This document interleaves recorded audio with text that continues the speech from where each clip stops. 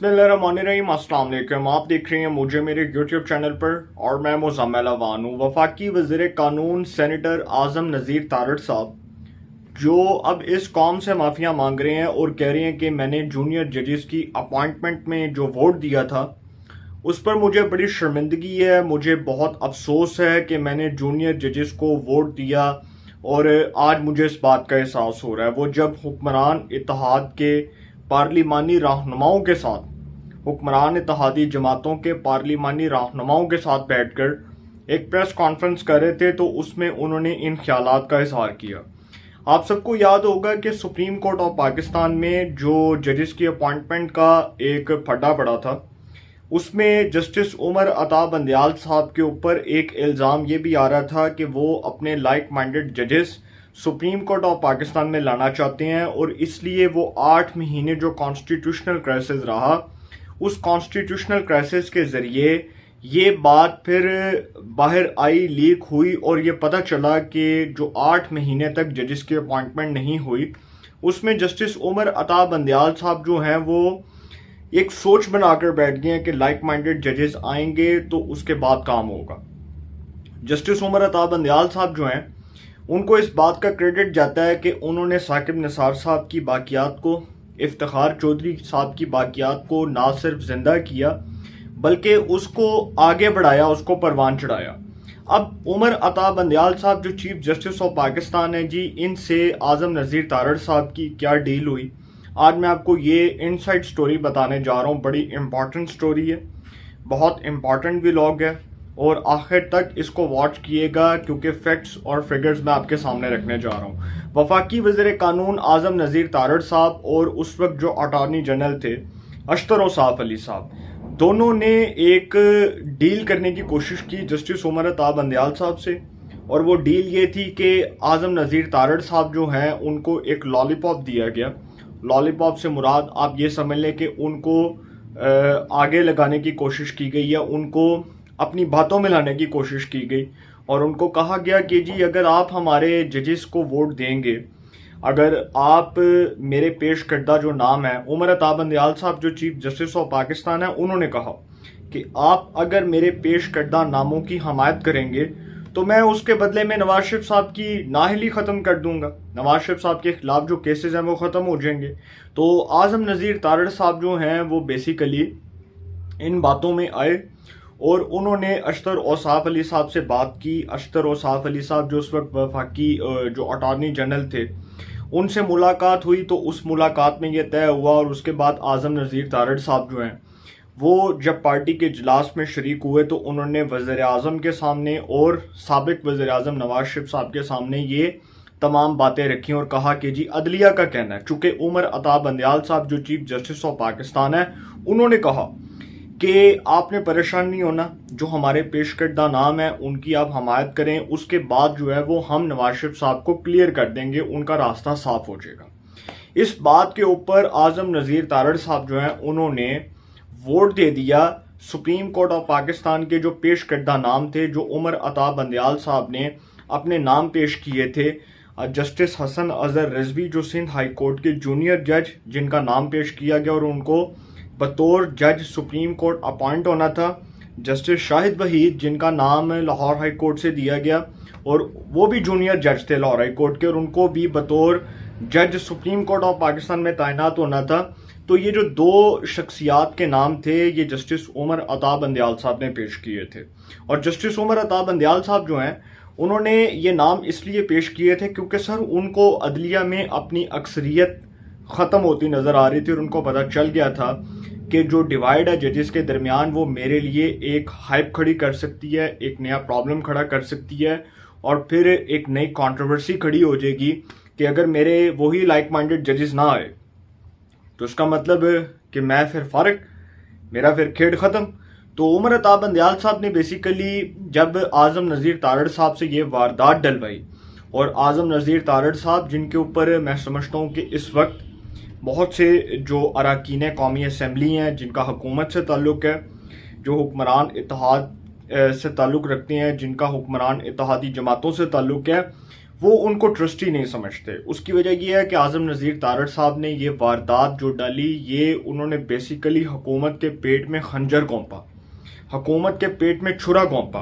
और उन्होंने ये वारदात डालते डालते ना सिर्फ हुकूमत को गंदा करवाया, बल्कि जो हुकूमत का जो प्लान था, जो हुकूमत की जो स्ट्रेटजी थी, उसको भी बेनकाब करवा दिया। अब आज़म नज़ीर तारड़ साहब जो हैं जी, उन्होंने जब ये वारदात डाल दी तो उसके बाद उमर अता बंदयाल साहब अपनी ज़ुबान से मुकर गए, और उन्होंने जो करना था उसके बदले में आपने देखा कि जिस तरह वो हसन अजहर रिजवी साहब सिंध हाई कोर्ट से सुप्रीम कोर्ट में जज अपॉइंट हुए,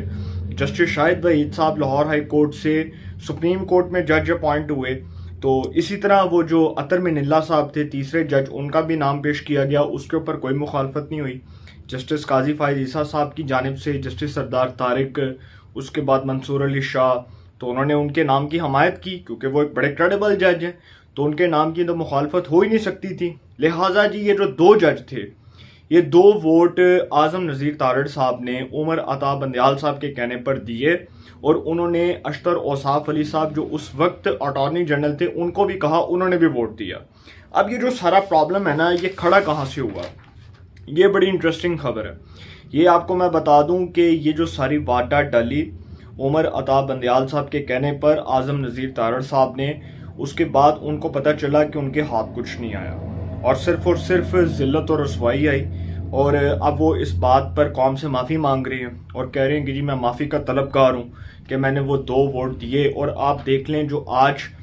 हम ये बात कर रहे हैं कि जिस तरह बेंचेस बन रहे हैं, बेंच फिक्सिंग हो रही है 3 से 5, फिर 5 से 8, तो सर उमर अता बंदयाल साहब ने तो जो करना था उन्होंने तो कर दिया।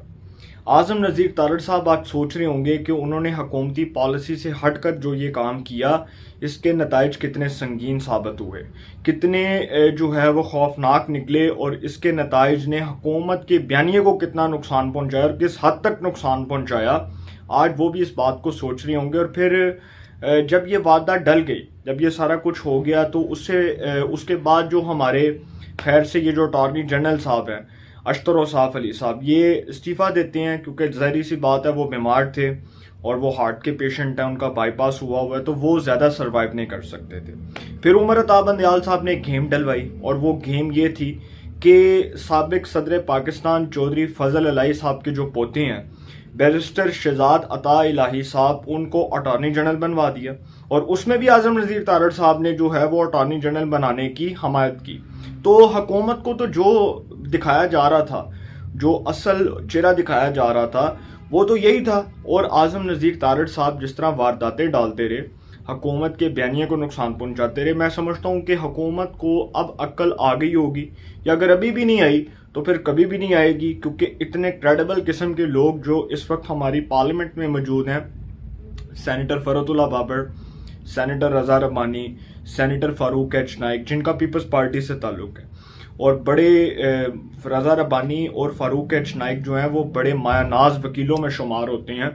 तो बेहतर था कि शहबाज शरीफ साहब इनमें से किसी एक को वज़ीर कानून बना देते, या मोहसिन शाहनवाज रांझा साहब हैं नून लीग के रुकने कौमी असम्बली, उनको वज़ीर कानून बना देते। लेकिन आज़म नज़ीर तारड़ साहब जो हैं जी सर, उन्होंने अब ये जो वारदात डाली, अब जो वो माफ़ियाँ मांग रहे हैं, बेसिकली पैगाम आया लंदन से, और नवाज शरीफ साहब ने वज़ीर आज़म शहबाज शरीफ साहब की खूब क्लास भी ली और कहा कि जो आज़म नज़ीर तारड़ है, इसने तो हमारे हाथ जो हैं वो बांध दिए, इसने तो हमारे साथ ही हाथ कर दिया,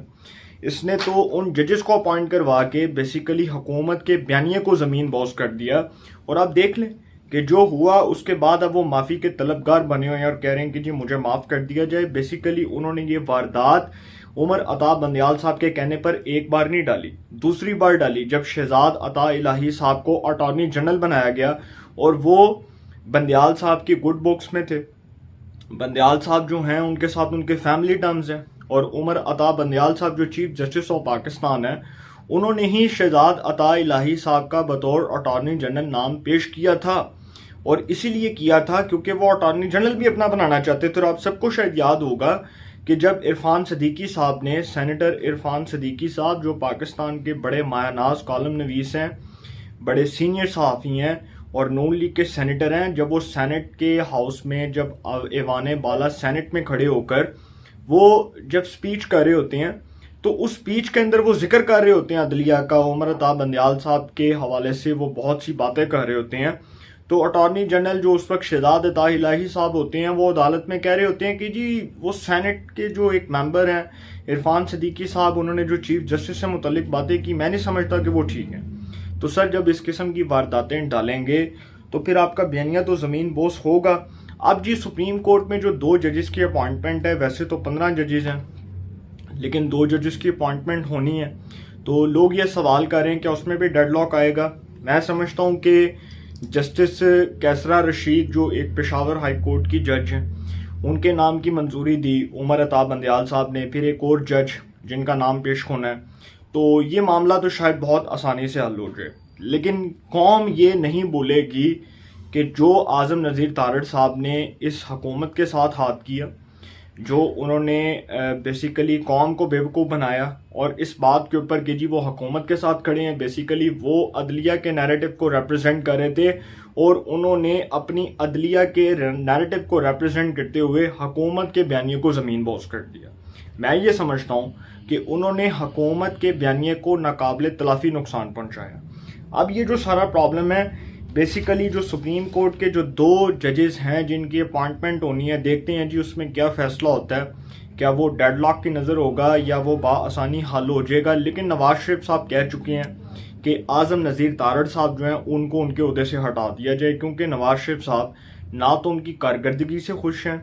ना ही उनके किरदार से खुश हैं। और नवाज शरीफ साहब समझते हैं कि बतौर वफाकी वज़ीर कानून वो ना सिर्फ बुरी तरह फेल हुए हैं बल्कि वो अपनी जिम्मेदारियां निभाने में भी नाकाम रहे हैं। तो वो नवाज शरीफ साहब के लिए तो ट्रस्टी नहीं है, पार्टी के लिए हो सकते हैं, पार्टी उनको रिप्रेजेंट कर सकती है, पार्टी उनकी हमायत कर सकती है, उनकी फेवरिज्म में बोल सकती है। लेकिन लंदन के अंदर जो है ना वो इस वक्त बड़े खड़ाक हो रहे हैं और नवाज शरीफ साहब समझते हैं कि आज़म नज़ीर तारड़ साहब जो हैं उनको मज़ीद बतौर वफाकी वज़ीर कानून अपने ओहदे पर सर्वाइव नहीं करना चाहिए। अपनी राय का कमेंट्स में ज़रूर इज़हार कीजिएगा। इंशाल्लाह एक नए सेगमेंट के साथ फिर मुलाकात होगी। अपना बहुत ख्याल रखिएगा। अल्लाह निगहबान।